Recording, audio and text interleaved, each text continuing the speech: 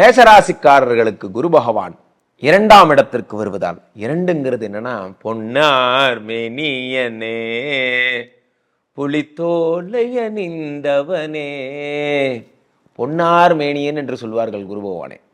குரு பொன் தங்கம் என்று சொல்வார்கள் குரு பகவானே. குரு பகவான் தங்கமான தங்கம், சரியா?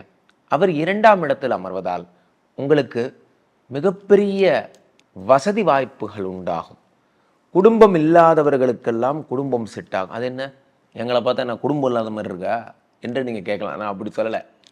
இந்த டைவர்ஸ் ஆனவங்க, மறுமணத்திற்காக எதிர்பார்த்துட்டு இருக்கவங்க, அவங்களுக்கெல்லாம் புதிய திருமண வாழ்க்கை அமைந்து புதிய குடும்ப வாழ்க்கை உருவாகும்.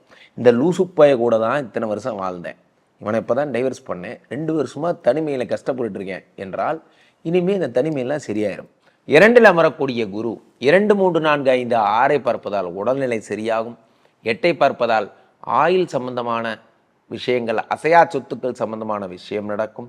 10ஐ பார்ப்பதால் உங்களுக்கு மிகப்பெரிய தொழில் வளர்ச்சி கிடைக்கும். வேலையே இல்லை சார், கடைசி வரைக்கும் வேலை வெட்டிக்கு போகாமையே நம்ம வாழ்ந்து காட்டணும் என்று யாராவது ஒரு கொள்கை வச்சுருந்தீங்கன்னா, அந்த கொள்கையெல்லாம் போயிடும். குரு பகவான் பிடிச்சி வேலையில் போட்டுருவார். நீங்கள் வேலைக்கு போயே தீரணும். சார், நீங்கள் என்ன வரம் கொடுக்குறீங்களா சாபம் கொடுக்குறீங்களா? எப்பா வேலைக்கு போடா ப்ளீஸ்ரா, நல்ல நேரம் வருது, இப்பயாவது வேலைக்கு போடா. நான்லாம் ஊருக்குள்ளே டிப்ளமோ முடிச்சுட்டு 2 வருஷம் சுற்றிட்டு இருந்தேன் சார். 2 வருஷம் சுற்றிட்டு இருந்தேன், ஒரு வேலையும் கிடையாது. காலையில் போய் குளிக்கிறது, வீட்டுக்கு 12 தோசை, ஒரு தோசைக்கு நடுவில் அந்த சென்டர் போட்டை மட்டும் கட் பண்ணிடுவேன். அப்படியே 12 தோசையை அடுக்கி வச்சு நடுவில் குழம்பு ஊற்றுறது. அந்த குழியிலே அப்படியே குழம்பு மேலே வரும். ஃபஸ்ட்டு தோசையை சாப்பிட்றது, அந்த குழம்பு ஸ்டெப் டவுன் ஆகும். 2வது தோசை குழம்பு ஸ்டெப் டவுன் ஆகும். இப்படியே 12 தோசையை தின்னுபிட்டு அப்படியே சாயந்தரம் ஆனால் படம் பார்த்துட்டு அப்படி ஜாலியாக சுற்றிட்டு இருந்தேன் சார். அப்போ திடீர்னு பார்த்தா எனக்கு டிவிஎஸ் பிரேக்ஸ் இந்தியாவில் வேலை கிடச்சிருச்சு.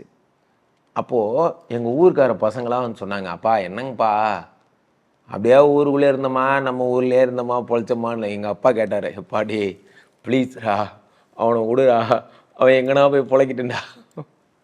அந்த மாதிரி தான் நான் உங்களை கேட்குறேன். ஆகையினாலே வேலை கிடைக்கும். வேற என்ன கிடைக்கும்? 2 இருப்பதா, கண் சம்பந்தப்பட்ட நோய்கள் தீரும், தொண்டை சம்பந்தப்பட்ட நோய்கள் தீரும். அதனால் வேற என்னெல்லாம் ஏற்படும்? அவ்வளோதான் ஏற்படும். போதும், நான் காசு வந்துருச்சு, வேலை வந்துருச்சு, நோய் தீர்ந்துருச்சு, வேற என்ன வேணும்? ரிஷபராசி நேயர்களை பொறுத்த வரைக்கும் ராசியிலேயே குரு வந்துட்டார். 5, 7, 9 பார்க்குறார். யாருக்கெல்லாம் குழந்தைகள் இல்லையோ, பிள்ளை இல்லாத கஷ்டத்தை நான் அனுபவித்து பார்த்துருக்கேன் சார். 10 வருஷம் எனக்கு குழந்தை இல்லை, எனக்கு தெரியும். பிள்ளை இல்லாத கஷ்டம் என்னங்கிறது எனக்கு தெரியும். அந்த புத்திர பிராப்தியை குரு உண்டு பண்ணுவார். ஏன்னா குரு தான் புத்திரக்காரகன். 5ங்கிறது இறை அருள், இறை ஆசீர்வாதம் அதெல்லாம் சொல்லலாம். அதனால் கடவுளுடைய அருள் உங்களுக்கு கிடைக்கும், உங்களுக்கு கடவுளுடைய ஆசீர்வாதமும் கிடைக்கும். 7ங்கிறது ராசாத்திய ராத்திரி பார்த்தேன், ரவுடி பையன் ரொமான்டிக்கான, அந்த மாதிரி நீங்கள் ரவுடி பையலாக இருந்தாலும் ரொமான்டிக் ஏறுவீங்க. ஸோ அப்போது நீங்கள் என்ன பண்ணுவீங்க? லவ் பண்ணுவீங்க. 7ல் என்ன பண்ணுவீங்க? நல்லா சத்தமாக சொல்லுங்கள் சார். லவ் பண்ணுவீங்க. ஸோ அடுத்ததாக 9ஆம் இடத்தை குரு பார்ப்பதால் அப்பா கூட சண்டை. ஊருக்குள்ளே வீட்டுக்குள்ளே போனாலே இந்த மீசக்காரன் தொந்தரவு பெரிய தொந்தரவாக இருக்குது, அதனால தான் பாத்ரூம் சைடு பின்னாடியே போகிறேன் அப்படிங்கிறது. இந்த பில்டப்லாம் விடுங்க. அப்பாவா பாருங்க. அப்பா பேச்சை கேட்காத. என்ன சார் திடீர்னு சூரிய வம்சம் சரத்குமார் மாதிரி ஆயிட்டீங்க? அதனால் அப்பா பேச்சுங்கிறது ஒரு உளி மாதிரி. அந்த உளிப்படாத கல் எந்த கல்லும் சிற்பம் ஆகிறது இல்லை. அந்த மாதிரி அப்பாக்கள் உடம்பு சரியாயிடும். வேற என்னெல்லாம் நடக்கும்? 1, 5, 7, 9. ஸோ உடம்புலேயே குரு உட்கார்ந்திருப்பதால் யாரெல்லாம் திருத்தவாரியோ அவெல்லாம் நிறுத்திக்கிறது நல்லது. அல்லது என்றால் கல்லீரலில் அறுவை சிகிச்சை செய்ய வேண்டியிருக்கும். குரு என்பவர் உடம்பில் அமர்ந்தால் கர்ப்பப்பை மட்டுமல்ல, பெண்களாக இருந்தால் ஆண்களாக இருந்தால் சிறுநீரகம், கல்லீரல், பெருங்குடல், மலக்குடல் போன்றல பிரச்சனை ஏற்படும். டெய்லி 2 வாழைப்பழம் சாப்பிட்டு நிம்மதியாக தூங்குங்க. மிதுன ராசிக்காரர்களை பொறுத்த வரைக்கும் 12இல் குரு, 10லே ஒரு பாவி இருந்தால் அரசனை போல் யோகம் உண்டு. 10ல் ராகு இருக்கார். சார் உங்களுக்கு என்ன கவலை சொல்லுங்க? 10ல் ராகு இருக்கார், பெரிய பெரிய பணம் வர்ற மாதிரி. ஆமாம், அப்படியே நாங்கள் கப்பல் கட்டி கிழிச்சிட்டாலும் அப்படின்னு நீங்கள் நினைக்கிறீங்க. அப்படி நினைக்காதீங்க சார், அப்படி நினைக்காதீங்க. ஒரு ஆப்பிரிக்க காட்டிலே சிங்கமும் இருந்ததாம், மானும் இருந்ததாம். காலைல எந்திரிச்சு இந்த சிங்கத்துக்கு இந்த மானை கொன்று சாப்பிட்டாதான் அன்னைக்கு அதால் ஜீவிதம் உயிர் வாழ முடியும்.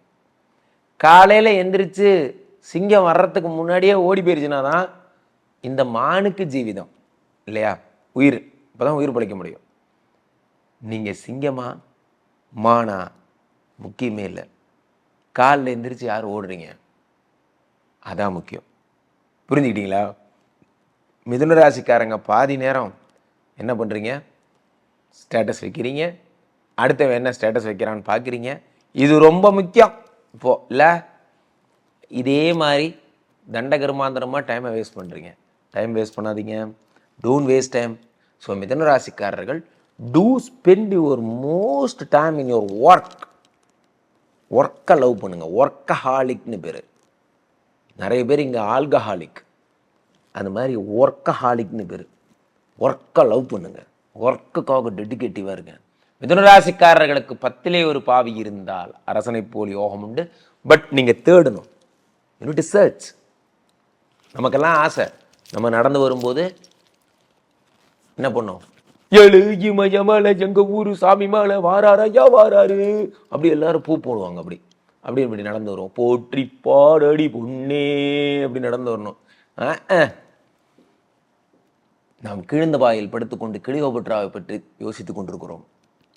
இன்னும் வானத்து நட்சத்திரங்களை எல்லாம் நமது பொத்தான்களாக நினைத்து கொண்டிருக்கிறோம். எல்லாம் கற்பனை, அதுலேருந்து வெளிவாங்க.